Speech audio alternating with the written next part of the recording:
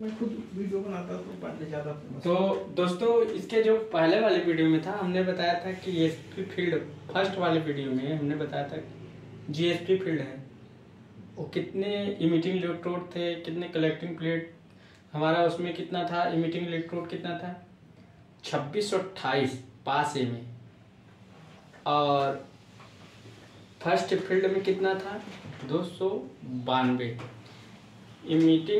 Emitting ERM कितने थे 72।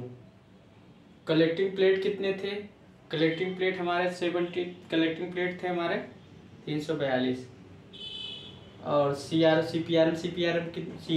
आया, सीपीआरएम कितने थे 342।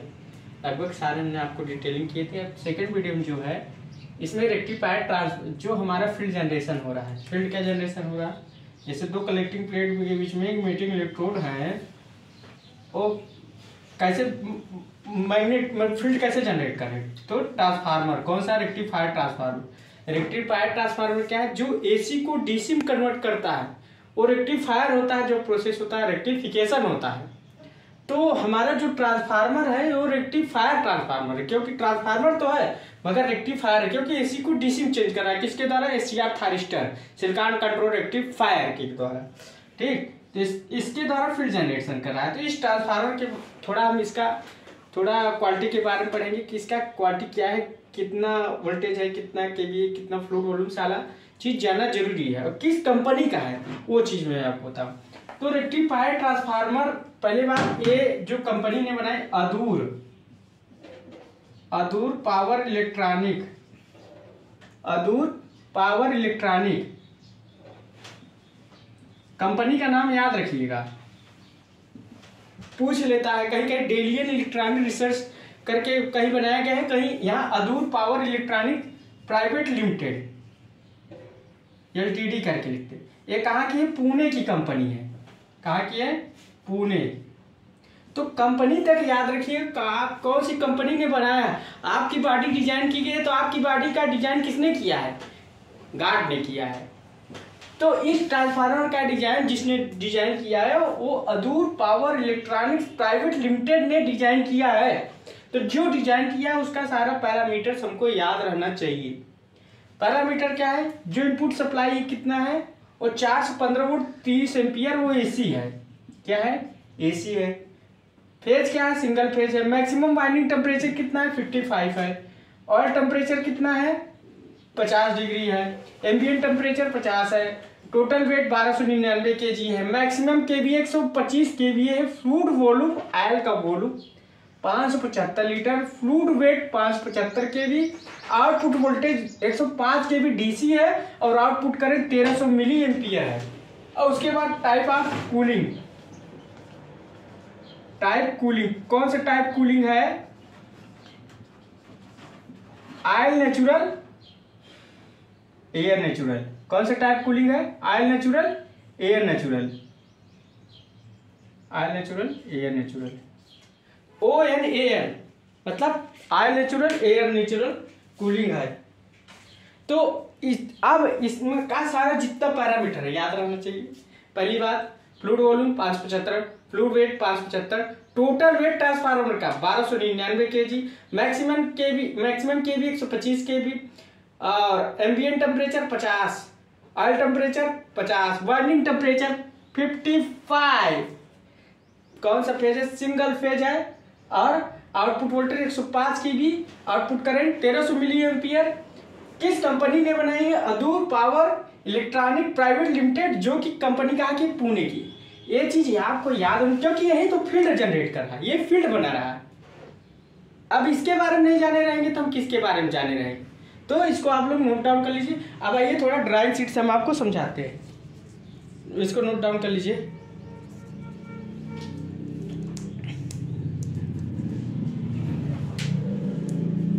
आइए हम आपको ड्राइंग शीट से समझाते हैं। एक मिनट,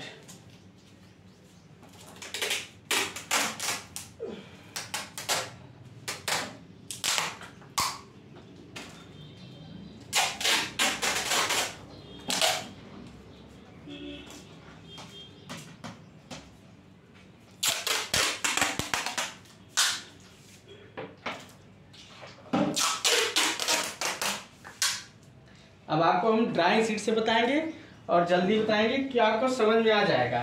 ठीक, इसको आप लोग नोट कर लिए होंगे, ये चीज याद रखिएगा। फील्ड है, ईएसपी फील्ड है। ईएसपी फील्ड को जानना बहुत जरूरी है कि ईएसपी का फील्ड कैसे बन रहा है, फील्ड कैसे जनरेट हो रहा है, ये चीज याद रखिएगा।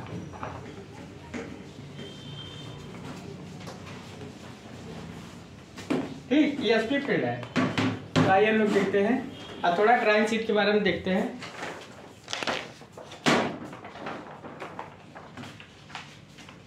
आप लोगों के सामने ड्राइंग शीट है।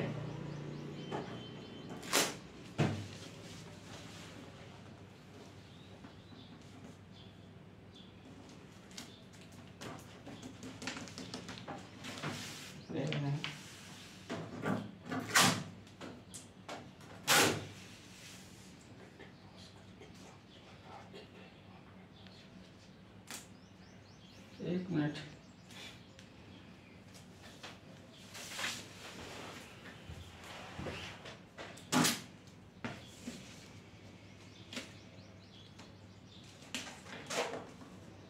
आपको हम जल्दी बताने की कोशिश करेंगे।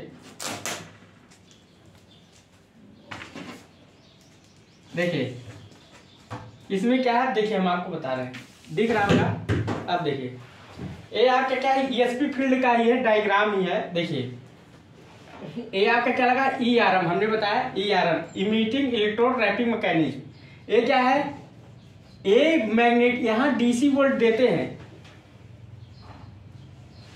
24 वोल्ट डीसी वोल्ट देते हैं। कितना, 24 वोल्ट, 24 वोल्ट डीसी देते हैं। कितना, 24 वोल्ट डीसी जब जनरेट करते हैं तो मैग्नेट जनरेट करता है। इस जो कवर के अंदर होता है, यहाँ क्या होता है, मैग्नेट जनरेट करता है। मैग्नेट जनरेट का, तो जो ये रैपिंग करता है ना, अपने आप अट्रैक्ट होता है, अपने आप ऊपर उठता है और अपने आप इस लोहे के आयरन पे इस पर टकराता है और हैमरिंग करता है। ये क्या है, फारपी है। ये क्या है, क्लैंप है। ये क्या है, इमिटिंग इलेक्ट्रोड रॉड है। ये क्या है, ये आपका सपोर्टिंग स्प्रिंग है, जब हैमरिंग करता है तो स्प्रिंग है। उसके बाद ये क्या है, सपोर्ट इंसुलेटर है। सपोर्ट इंसुलेटर क्यों सपोर्ट किया है हमारे इमिटिंग, ये सपोर्ट इंसुलेटर है। अब सपोर्ट इंसुलेटर के यहाँ चारों तरफ ये हम लोग क्या लगाए हैं, हीटर लगाए हैं। तो इस हीटर को हम लोग यहाँ से 415 वोल्ट 20 एम्पियर एसी सप्लाई देते हैं, जो कि हमारा जो इंसुलेटिंग हीटर है उसको मॉइस्चराइज ना हो, इसलिए हम लोग 415 वोल्ट 20 एम्पियर इसको सप्लाई देकर यहाँ हीटर जनरेट करते हैं, जिससे हमारा मॉइस्चर इस इंसुलेटिंग हीटर पर नहीं जमता। इसलिए इसको बोलते हैं इंसुलेटिंग हीटर। इसको एक चीज नाम से और बोलते हैं सपोर्टिंग इंसुलेटर, क्योंकि अब देखिए सपोर्टिंग इंसुलेटर, क्योंकि सपोर्ट किया है इमिटिंग इलेक्ट्रोड, इसलिए सपोर्टिंग इंसुलेटर। और इसको हम चारों तरफ से गर्म करें हीटर से, इसलिए इंसुलेटिंग हीटर। उसके बाद यहाँ रेक्टिफायर, यहाँ 415 वोल्ट एसी 300 एम्पियर दिए हैं। रेक्टिफायर ट्रांसफार्मर में यहाँ आउटपुट हम डीसी दे रहे हैं। आउटपुट डीसी हमारा यहाँ आया, यहाँ से हमारा इस रॉड से होते हुए इस इलेक्ट्रोड, देखो ये क्या है, ये हमारा। तो दोस्तों यहाँ क्या है, इमिटिंग इलेक्ट्रोड हमारा इससे कनेक्ट है इंसुलेटिंग हीटर से। तो देखा जाए तो हमारा जो ईआरएम है, ईआरएम से हमारा जो ईआरएम है, इमिटिंग इलेक्ट्रोड रैपिंग मैकेनिज्म, वो हमारा इंसुलेटिंग हीटर से कनेक्ट है। इंसुलेटिंग हीटर हमारा, अब यहाँ क्या लगा है, हीटर, ये हीटर लगा हुआ है। हीटर में हम 415 वोल्ट 20 एम्पियर सप्लाई देते हैं। तो जिससे क्या होता है, जो इंसुलेटिंग जो हीटर होता है, वो हीटर के चारों तरफ जो इंसुलेटर होता है, इंसुलेटर के चारों तरफ मॉइस्चर न पकड़े, इसलिए हम लोग इसे यहाँ हीटअप करते हैं, इसलिए इसको बोलते हैं इंसुलेटिंग हीटर। और यहाँ क्या है, इसके द्वारा हमारा क्या सपोर्ट है, जो ईआरएम है इसके द्वारा हमारा सपोर्ट है, इसलिए बोलते हैं इसको सपोर्ट इंसुलेटर। तो हमारा दो चीज है, एक सपोर्ट इंसुलेटर, एक सपोर्ट इंसुलेटर और एक इंसुलेटिंग हीटर, दो इंसुलेटर होगा। ठीक, उसके बाद यहाँ 24 वोल्ट डीसी की सप्लाई देते हैं, 24 वोल्ट डीसी सप्लाई देते हैं। तो यहाँ क्या मैग्नेट जनरेट करता है, तो यहाँ क्या होता है, जो ये रॉड होता है अप डाउन करता है, हैमरिंग करता है। तो जब हैमरिंग करता है तो जो हमारा ईआरएम इलेक्ट्रोड पर हमारा क्या होता है, फ्लू गैस होता है, और डंप होकर हमारा हापर में गिर जाता है। यहाँ से हमारा फ्लू गैस होते हुए आयनाइज होते हुए हमारा निकल जाती है। तो हमारा समझ, और यहाँ से क्या होता है, हम जब 415 वोल्ट रेक्टिफायर ट्रांसफार्मर 105 केवी 300 एम्पियर, यहाँ तो यहाँ 105 केवी वोल्टेज हम यहाँ से देते हुए यह हमारे ERM पर यहाँ चला आया। तो हमारा देखो यहाँ जो 105 के भी हमने यहाँ ट्रांसफार्मर के थ्रू, रेक्टिफायर ट्रांसफार्मर के थ्रू ERM के थ्रू ऐसे होते हुए ERM पर कनेक्ट हो गया है। तो हमारा क्या है, यहाँ मैग्नेटिक फील्ड जनरेट कर लिया। समझ गए होगे, ये पहला वाला पार्ट है। तो इसमें क्या है, इसमें हमने देखा ERM से हमारा क्या है, FRP है, FRP से क्लाइम से इमिटिंग इलेक्ट्रोड रॉड और सपोर्टिंग स्प्रिंग, यहाँ से 105 के भी हमने वोल्टेज देती है, इस रॉड से होते हुए यहाँ इमिटिंग से कनेक्ट रहता है। और इंसुलेटिंग हीटर लगा हुआ है 415 वोल्ट 20 एम्पीयर सप्लाई देता है कि हीटर इंसुलेटर पर हमारा क्या हो, किसी प्रकार का मॉइस्चर न हो। और यहाँ हमने इंसुलेटर को हमने अर्थ कर दिया। तो हमारा यहाँ क्या हुआ, दो चीज, एक सपोर्ट इंसुलेटर, एक इंसुलेटिंग हीटर। तो अगर कोई पूछे कि सपोर्ट इंसुलेटर क्या, इंसुलेटिंग हीटर, तो आप बता सकते हैं। और क्या है, पेंट हाउस के अंदर ही हमारा अपना क्या है, पेंट हाउस के अंदर ही हमारा क्या है, पेंट हाउस के अंदर हमारा एक सपोर्ट इंसुलेटर या इंसुलेटिंग, ये पेंट हाउस बोलते हैं इसको। उसके बाहर हमारा इंसुलेटिंग हीटर होता है। ये अगले वाले पार्ट में देखते हैं, इसी वाले भाग में इसका ही है, थोड़ा देखते हैं, एक मिनट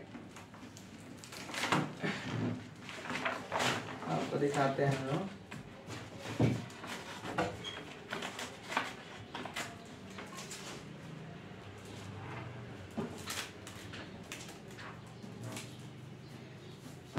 देखिए अब यहाँ क्या है, ये चीज देखिए, ये चीज बना हुआ है, आपको दिख रहा होगा, यहाँ भी आपको दिख रहा होगा।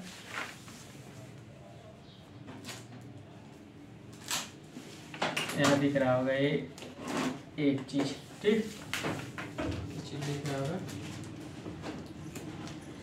तो एक चीज आपको क्या दिख रहा होगा, एक चीज दिख रहा होगा, देखिए यहाँ क्या है, ये आपका ERM है।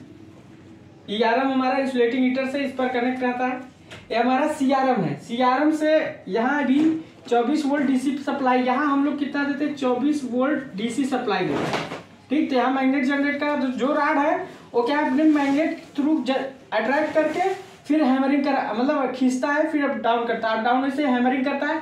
तो अब कलेक्टिंग प्लेट पे जो फ्लू गैस हमारा इसमें रहता है कलेक्ट, तो उसको भाई कैसे हम लोग इसको नीचे यहाँ पर डंप करेंगे। तो यहाँ हम लोग रैपिंग के थ्रू, CRM के थ्रू हैमरिंग कराकर यहाँ इस पर डंप होता है, यहाँ जैसे हैमरिंग करता है वैसे नीचे गिर जाता है, तो डाउन हो जाता है। तो यहाँ एक पेंट हाउस के अंदर है, यहाँ गैस डिस्ट्रीब्यूशन स्क्रीन से होते हुए हमारा गैस डिस्ट्रीब्यूशन होता है, अनाइज्ड होते हुए, जैसे अनाइज्ड होती है, अनाइज्ड होकर फिर यहाँ क्या होती है, निकल के चली जाती है, क्लीन हो जाती है। यहाँ एक ERM है और हमने CRM देखा है। तो ERM हमारा इंसुलेटिंग हीटर से कनेक्ट रहता है, सपोर्टिंग इंसुलेटर से कनेक्ट रहता है, और हमारा क्या है, CRM हमारा सीधा कलेक्टिंग प्लेट से कनेक्ट रहता है। तो याद रखिए, कलेक्टिंग प्लेट से CRM, इंसुलेटिंग हीटर या इमिटिंग इलेक्ट्रोड से ERM। समझ गए होगे। एक चीज और इसमें दिखाना चाहते हैं, समझ गए होगे, सारा डायग्राम है।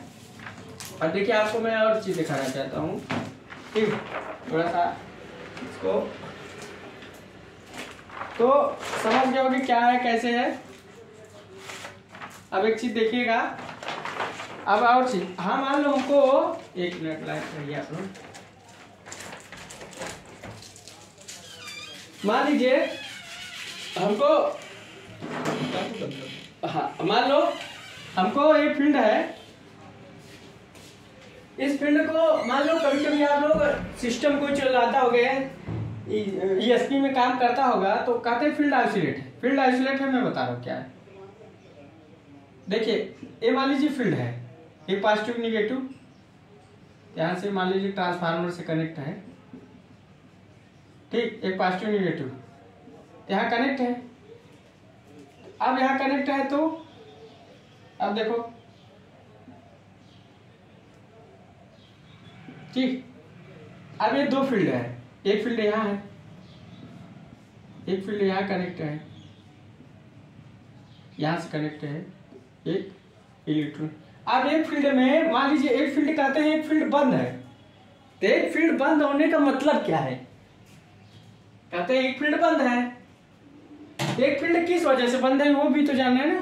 तो एक फील्ड बंद है, कहते हैं एक फील्ड आइसोलेट है। एक फील्ड आइसोलेट है तो यहाँ से जो फ्लू गैस होती है वहां कम जाती है, इधर से जाती है। तो जो मटेरियल इधर आ रहा तो इधर नहीं आएगा, वो इधर जाएगा तो इस फील्ड में ज्यादा फ्लू गैस आएगी, तो ज्यादा आइस कलेक्शन होगा। मगर इसमें जो फ्लू गैस या जो आएगी ना, उसमें क्या होगा, यहाँ जो आयनाइज हो रही थी, जो हमारा फ्लू गैस पॉजिटिव निगेटिव में डिस्ट्रॉय रहा था, वो नहीं होगा, क्योंकि हमने यहाँ ट्रांसफार्मर से 0 वोल्ट दिया है, मगर यहाँ 105 केवी दिए। तो जो 105 केवी से हमारा पॉजिटिव निगेटिव में डिस्ट्रॉय हो रही थी, तो फ्लाई गैस हो जा रही थी, मतलब फ्लाई गैस हो जा रही, हल्की हो जा रही। मगर यहाँ क्या, ये डिस्ट्रॉय नहीं हो रही है, ये क्या सीधा फ्लू गैस आकर सीधा जो ऐस आ रहा है, जो इसमें कलेक्शन में बहुत कम हो रहा है, बहुत कम मात्रा में ऐस कलेक्शन हो रहा है, वो करो मोटा ऐस है।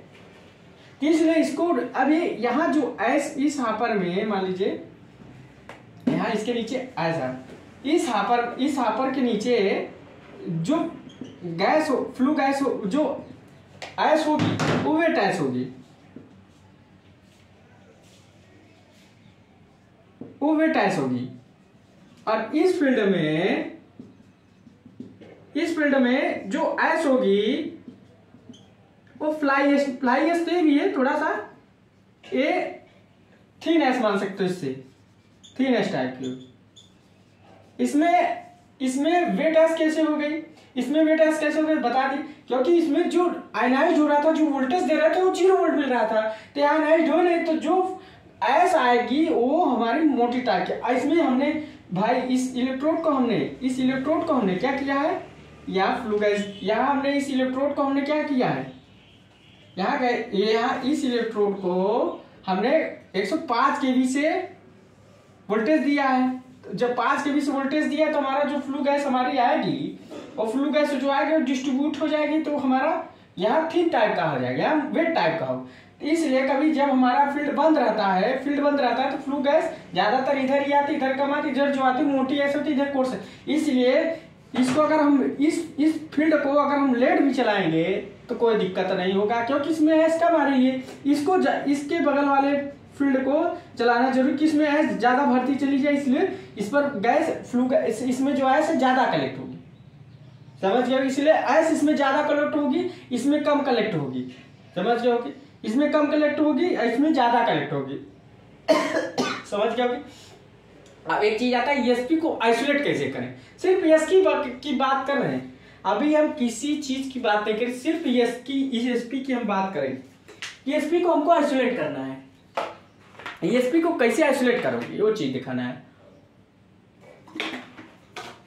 लाइन पर है, ईएसपी को आइसोलेट करना है, समझ गया होगा कि फील्ड। अब हर चीज जान लीजिए, मान लीजिए हमारा ये फील्ड है, 45 केवी से हमने चार्ज किया था, इस फील्ड को 45 केवी से हमने चार्ज किया था, इसको भी चार्ज 45 केवी से चार्ज किया था। मान लीजिए इस फील्ड से 45 केवी पर हम कोरोजन इफेक्ट दे, 105 केवी से इस फील्ड को कोरोजन इफेक्ट करा रहे हैं, 45 केवी से चार्ज किए, इसको भी 105 केवी से चार्ज किए। अब मान लीजिए 20 केवी, मान लीजिए 20 केवी हो गए, और ये मान लीजिए ये सेम है, तो मान लीजिए इसमें डिफरेंस क्या है। डिफरेंस ये है कि भाई जो 105 केवी कोरोजन इफेक्ट हो रहा था वो 20 केवी पर नहीं हो पा रहा है। इस फील्ड को बंद कर दो, इस फील्ड को चेक करवाओ कि वोल्टेज कम क्यों हो गया। इलेक्ट्रिकल ब्लॉक की फील्ड क्या हो गया, फील्ड में की ट्रांसफार्मर गड़ी क्या है, तो आपको बताएंगे फील्ड, इस फील्ड का मतलब ही नहीं ना चलाने का, कि भाई 20 केवी हो गया, 105 केवी से 120 केवी हो गया, 20 केवी इस फील्ड का चलाने का मतलब ही नहीं है। तो भाई 120 केवी वोल्टेज जनरेट नहीं कर पा रहा है, वोल्टेज जनरेट नहीं कर पा तो क्या दिक्कत है। फील्ड एक दिक्कत है कि क्या है आपको बताया जाएगा, ट्रांसफार्मर दिक्कत है कि आउटपुट ट्रांसफार्मर जनरेट नहीं कर पा रहा तो आपको बताया जाएगा। तो हमारा क्या होता है, ये भी ध्यान देना होता है, अगर कोई जिसके अंदर फील्ड होगा, ईएसपी फील्ड होगा, जो चार्ज कर रहा होगा, ये सब भी ध्यान दिया जाता है कि हमारा कितने पर फील्ड जनरेट हो रहा है। कहीं कहीं 45 केवी पर जनरेट होता है, 45 केवी पर हम कोरोजन इफेक्ट किया, अगर 20 केवी कहीं कहीं 20 केवी रखते हैं, या 25 केवी से अगर कम आई तो हम उस फील्ड को बंद कर देते। भाई इस फील्ड हम बताते हैं कि इलेक्ट्रिकल को बताते हैं, हमसे जो ऊपर है उसको बताते हैं भाई 25 केवी आ रहा है, 20 केवी आ गया, 25 केवी से लेस देन 25 केवी से कम है, तो हम बताते हैं भाई वोल्टेज जनरेट नहीं कर रहा है, तो हमारा कोरोजन इफेक्ट नहीं हो रहा है। कोरोजन इफेक्ट, यहाँ कोरोजन इफेक्ट क्या है कि जब हमारा फ्लू गैस जैसे आती है, जैसे हम क्या है, दो पैरेलल कंडक्टर के बीच में ऐसे ना कोरोना इफेक्ट तो यही है, दो पैरेलल कंडक्टर के बीच में हमने हाई वोल्टेज डीसी लगा दिया है 105 kV। अब हाई वोल्टेज डीसी लगा दिया तो यहाँ क्या है हमारी जो, अब वहाँ क्या थी, जो हमारी एयर थी वो आयनाइज हो जा रही थी, प्लस माइनस। तो जो बगल में भी क्या हो रहा था, जो हमारा बगल में भी क्या हो रहा था, पैरेलल में दो कंडक्टर थे तो जो हमारा बगल में भी क्या हो रहा था, क्या यहाँ की इस वायर की एयर, इस वायर की एयर, इस वायर की एयर और इस वायर की एयर पॉजिटिव निगेटिव बढ़ता चला गया, पॉजिटिव निगेटिव बढ़ता चला गया, पॉजिटिव निगेटिव, तो यहाँ आपस में एयर आपस में टकराने लगे। तो यहाँ चिंगारी, यही कोरोजन इफेक्ट यही चीज है और कुछ नहीं। दो वायर पैरेलल कंडक्टर में 105 kV high voltage DC voltage लगाते जा रहे हैं, तो यहाँ का जो एयर है आना है, जो एयर का जो कंडक्टर का साइज बढ़ता चला जा रहा है, इस एयर आपस में टकराए, वो चिंगारी की तरह O3 ओजोन गैस उत्पन्न हुई। ये कोरोजन इफेक्ट है। कोरोजन इफेक्ट केमिकल सेम वही चीज है। यहाँ दो, मान लीजिए दो कलेक्टिंग प्लेटों के बीच में हमने एक क्या नहीं 105 kV वोल्टेज लगा दिए, 5 kV, यहाँ कोरोजन इफेक्ट, यहाँ जनरेट कोरोजन इफेक्ट, यहाँ चिंगारी तरह, तो यहाँ पॉजिटिव निगेटिव में डिस्ट्रीब्यूट हो गई भाई। यहाँ भी जब हम 105 kV लगा रहे हैं तो यहाँ भी एयर आयनाइज हो जा रही है, यहाँ भी एक फ्लू गैस जो हमारी आयनाइज हो जा रही है, यहाँ कोरोजन इफेक्ट हो जा रहा है, इसलिए हमारी जो गैस फ्लू गैस के साथ है साथ ही वो आयनाइज होना ही है, इसलिए वो कोरोजन इफेक्ट होना ही है। तो यहाँ जो निगेटिव पार्टिकल्स हैं वो हमारी कलेक्टिंग प्लेट पर अट्रैक्ट हो जाएंगे और जो पॉजिटिव पार्टिकल्स हैं इमिटिंग इलेक्ट्रोड पर अट्रैक्ट हो जाएंगे। समझ गए? तो वोल्टेज का हमको जो जिसके अंदर फील्ड है उसको ही चीज ध्यान देते रहना है कि 105 kV पर हमारी फील्ड चार्ज है कि नहीं, या 145 kV फील्ड पर चार्ज है कि नहीं है। समझ, ये चीज ध्यान देना है। अब एक चीज और कि ESP फील्ड आइसोलेट है कि नहीं, वो ESP कैसे आइसोलेट किया जाता है वो बताइए। ESP को आइसोलेट करना, देखो ESP को आइसोलेट करना है तो 3-4 तरीका हम लोग देखेंगे। ESP को आइसोलेट करना है तो हम लोग क्या करेंगे, पहला गेट बंद कर देंगे, inlet gate close, inlet gate close. सिर्फ ESP की बात कर रहे हैं, इलेक्ट्रोस्टैटिक प्रिसिपिटेटर की बात कर रहे हैं, उसी की बात कर रहे हैं, अभी कुछ नहीं बात कर रहे हैं। इनलेट जहां से फ्लू गैस आ रहा है उसी गेट को बंद कर देंगे। दूसरा फील्ड स्टाफ, फील्ड बंद कर दिए, जो वोल्टेज दे रहे थे बंद कर दिए। तीसरा output gate open, output gate क्या किए, ओपन कर दिए। पास को आइसोलेट कर दिए।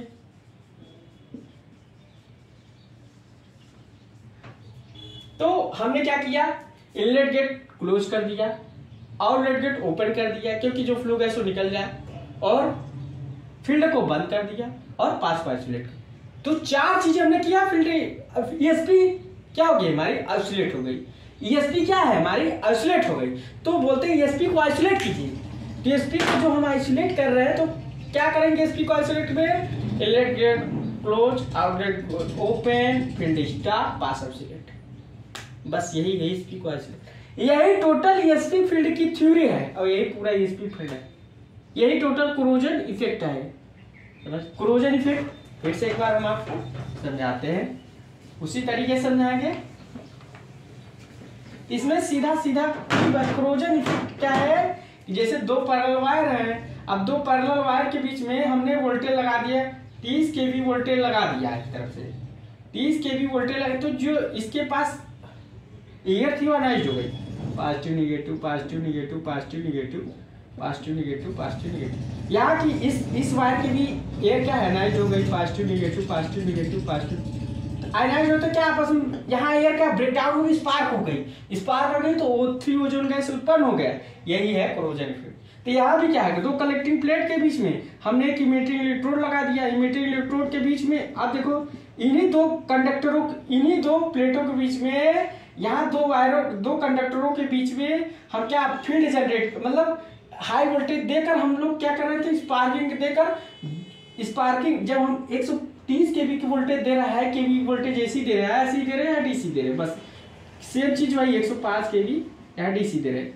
यहाँ क्या कर रहे हैं हम लोग, AC 30 kV दे रहे हैं, तो यहाँ क्या है, जो यहाँ हम जो एयर है आयनाइज कर दे रहे हैं, या एयर को आयनाइज किया जा रहा है। एयर जब आयनाइज कर रहे हैं तो जो कंडक्टर के चारों तरफ एयर आयनाइज है, तो कंडक्टर का साइज बढ़ते बढ़ते इतना बढ़ जाएगा कि आपस में एयर टकराने लगे तो स्पार्क होता है, वही ओजोन ऊपर। यही क्या है, कोरोजन।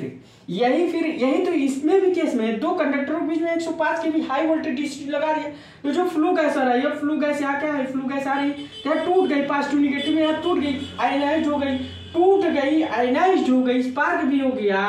तो हमारी जो यहाँ माइनस के पार्टिकल्स हैं वो कलेक्टिंग प्लेट पर अट्रैक्ट हो गए, कलेक्टिंग प्लेट पर अट्रैक्ट हो गए, इधर चले आए पॉजिटिव वाले। देखो थोड़ा सा और बड़ा, तो ऐसे बना, देखो यहाँ क्या है, ऐसे आपको समझाते हैं।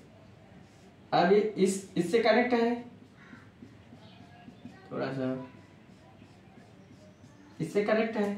अब यहाँ हमारी फ्लू गैस आई, फ्लू गैस जब इधर से आ गई, मान लीजिए इधर से आई फ्लू गैस हमारी इधर, तो यहाँ जो ये निगेटिव पॉजिटिव में होगा ना, निगेटिव पॉजिटिव, यहाँ भी पॉजिटिव निगेटिव, ठीक। अब यहाँ क्या हुआ, पॉजिटिव निगेटिव, यहाँ क्या, जो निगेटिव के आयन से इस पर चमक गए निगेटिव, फिर निगेटिव के आयन से इस पर अट्रैक्ट हो गए, फिर क्योंकि पॉजिटिव निगेटिव को अट्रैक्ट करता है, पॉजिटिव निगेटिव को अट्रैक्ट करता है, इधर चले आए, ठीक। अब इधर क्या है, इधर भी निगेटिव हमारा अट्रैक्ट होगा, इधर निगेटिव, इधर अट्रैक्ट होगा तो इधर निगेटिव, इधर अट्रैक्ट होगा तो इधर निगेटिव, इधर अट्रैक्ट होगा तो इधर निगेटिव, इधर अट्रैक्ट होगा इधर निगेटिव।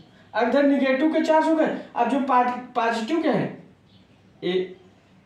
इस पर, क्योंकि ग्राउंड निगेटिव कनेक्ट, तो पॉजिटिव के हमारे इमिटिंग इलेक्ट्रोड पर हो गए, पॉजिटिव के हमारे इमिटिंग इलेक्ट्रोड पर कनेक्ट हो गए, पॉजिटिव के हमारे इमिटिंग।